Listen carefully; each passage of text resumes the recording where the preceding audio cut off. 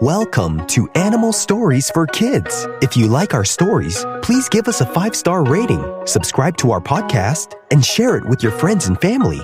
And now, it's time for our story.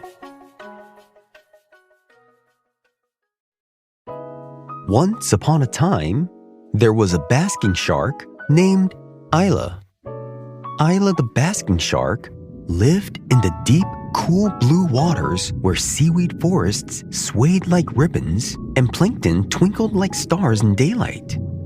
Isla the basking shark was one of the biggest fish in the entire sea.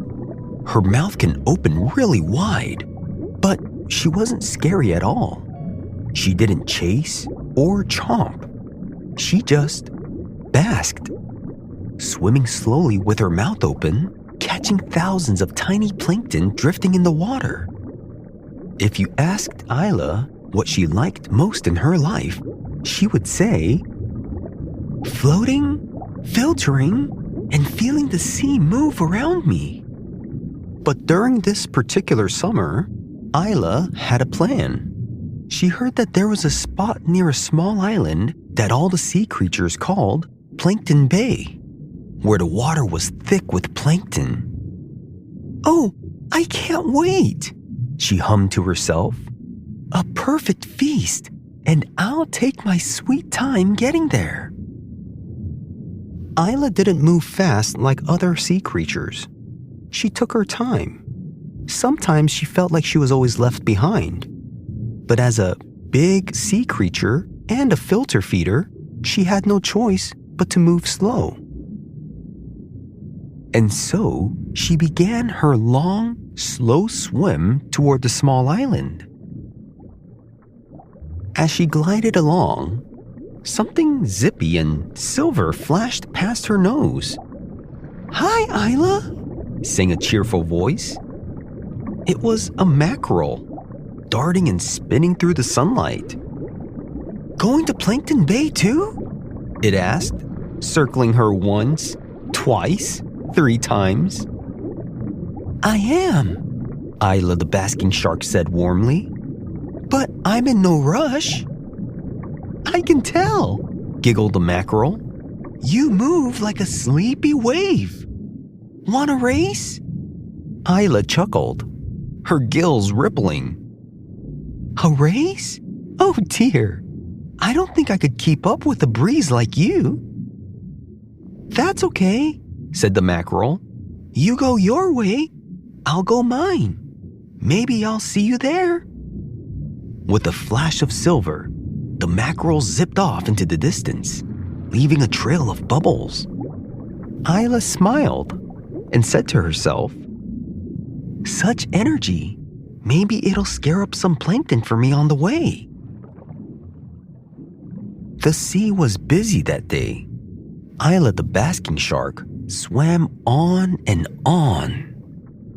She passed puffins diving for fish, jellyfish bobbing like umbrellas, and curious seals peeking from the waves. Every time they saw Isla's huge shadow, one of them would gasp, "Shark, hide!" "Oh, no.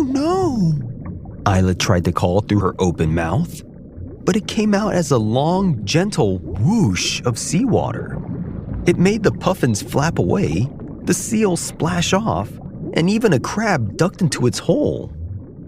Isla sighed. "If only they knew I couldn't bite if I tried." That night, the moon shimmered above, lighting up the waters. Isla the basking shark drifted peacefully, her big wide mouth catching plankton as she moved along. She loved these quiet nights when even the sea seemed to hum peacefully. But when morning came, the water changed. It grew cloudy and rough. The tide pulled strangely, pushing against her. Thought Isla to herself. That's not the direction I wanted to go. She tried turning left. a strong current pushed her right back. She tried swimming faster, but basking sharks aren't made for speed. "Alrighty," she said calmly to herself. "If I can't go through the current, I guess I'll go around it." So Isla the basking shark dipped deep below, where the light faded into dark green. Down there, she saw the strangest things. Jellyfish that glowed like lanterns, crabs walking sideways in slow parades, and even a sleeping skate lying flat as a pancake on the sand. But then, she saw something worrying. A large rope floating loose, tangled among the seaweed. Isla tried to glide past, but it brushed her fin and wrapped around her tail. "Oh, barnacles," she mumbled to herself, tugging gently at the rope. "Not again." She remembered what she had learned a long time ago. Don't panic, don't rush. She swayed side to side, letting the water help her. Slowly and slowly, the rope slipped free and drifted away. When she rose back up, sunlight poured down through the waves. The current had softened, and the water sparkled with plankton. So thick, she could feel all the plankton as she swam through. Then she gasped and said, "This is Plankton Bay! I made it!" Isla opened her mouth wide and began to feed, moving gently through the water. Suddenly, she heard a familiar voice. "Isla!" called the mackerel, zipping through the light. "You made it! We thought you turned back." The mackerel was surrounded by a crowd. Puffins, seals, even some curious dolphins. They all gathered in the bay, munching, diving, or just watching the plankton. "Well," said Isla the basking shark with a smile, "I may be slow, but I'm steady. And I didn't miss the feast, did I?" The mackerel giggled. "Not at all. In fact, we almost missed it ourselves. The current was tricky." Isla nodded and said, "Sometimes the sea hurries you along. Sometimes it holds you back. You can't always fight it. You just have to move with it." They spent the afternoon together. The mackerel zipped through her plankton trail. The puffins took turns trying to swim upside down. Even the seals copied Isla, opening their mouths wide and pretending to filter feed as they moved through the water.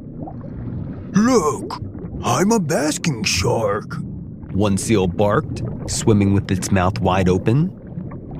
Everyone laughed and had a great time. And Isla the basking shark swam around with a great big smile. After the sun set, the waters glowed from the moonlight. Tiny plankton sparkled all around, and the sea looked like it was sprinkled with stars. Isla the basking shark drifted through them, her great mouth open wide, moving slow and steady. Each pass filled her belly and her heart. Nearby, the mackerel zipped and twirled, chasing their dinner and laughing through the bubbles as they swam fast. "Come on, Isla," the mackerel called out. "You better hurry up before there's no more food left." Isla smiled, in her quiet, sharky way. "Oh, I don't need to," she said gently. "There's plenty for everyone." The mackerel spun a few more circles, then slowed down beside her. "You're not tired?" it asked her. Isla the basking shark shook her head. "No," she said. "When you go slow, you get to enjoy the sea a little longer." They swam together in easy silence for a while. A puffin flew low over the waves. A seal popped up, then dove again. The night carried on, and the ocean grew calm and cool. Isla looked around at the calm, beautiful water. For a long time, she had felt like she was behind everyone. Too slow, too late, too quiet. But now, she saw the mackerel resting, the seal yawning, even the puffin floating still. Maybe, she thought to herself, the sea doesn't need me to be fast. Maybe it just needs me to be me. She took a slow turn toward the deep, where the moonlight faded and turned silver and soft. Plankton shimmered in her path like little lanterns guiding her home. As she drifted on and headed back up to the surface, Isla let out a tiny sigh of bubbles. The ocean moves fast enough, she whispered. Someone's got to keep it company when it slows down.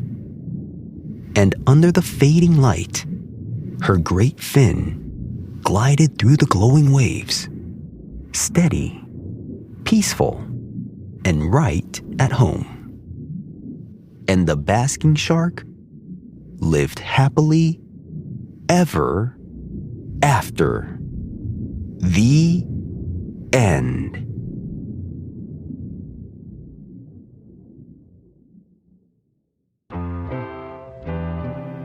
Basking sharks, or Sotorinus maximus, are the second largest fish in the ocean. There's only one fish that's bigger, the whale shark. And the basking shark is one of 3 plankton-eating shark species, which are along with the whale shark and the megamouth shark. Their scientific name means something like whale nose or large nose of the sea in Greek and Latin. Adult basking sharks can grow up to 23 to 30 feet, with some reaching up to 40 feet.